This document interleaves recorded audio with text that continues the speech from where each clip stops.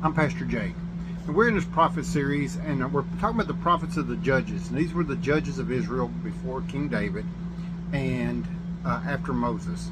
And now the next one we're coming to is Gideon. Now Gideon, quite a character.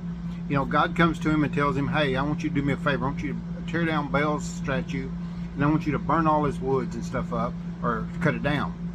And Gideon does it, but he does it at night so nobody knows, but he gets found out anyways. And so he's scared, but God saves him, you know. So then God tells him, I got something else. I want you to fight the Midianites. And what I want you to do with them is go down to the water, and any one of them that drinks like a dog, you know, lifts it up with their tongue, he says, put them to one side. He said those that bow on their knees and put water in their hands and drink, they're the ones you want to keep.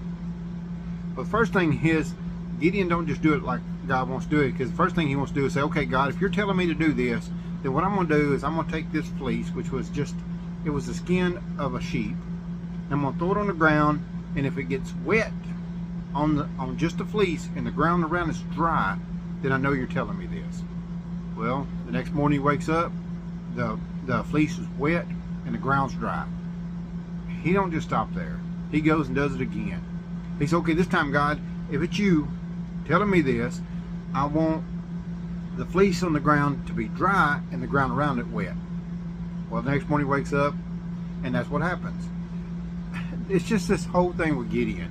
You know, everybody calls him a coward in there, and he does, because he sometimes kind of sheepishly shies away from his responsibilities. But God uses him anyways. As the guys that he put down that got on their knees and got the water, they all were about 300 people, and that's what he fought the Midianites with, instead of the whole nation of Israel, which was thousands and thousands of men, because God only used 300. And that's how sometimes God does. God wants to show you that it's not your victory, it's his. Now the other prophet that we're going to talk about is Tola, which he only ruled for a little bit, about 23 years, but really much about him, it says, or Jair, they ruled for, I think it was 22 years. But the last one, this next one, the fourth one on this series, was Jephthah. And Jephthah, he did good, I mean, to the point of that he did what God told him to do. He went and fought and won the battle, but he decided in his heart that when he got home, whatever come out the door of his house, he was going to sacrifice, well, his only daughter. So he did it. It wasn't about, instead of just letting God have the victory, he tried to add more to it. And that's sometimes how we do.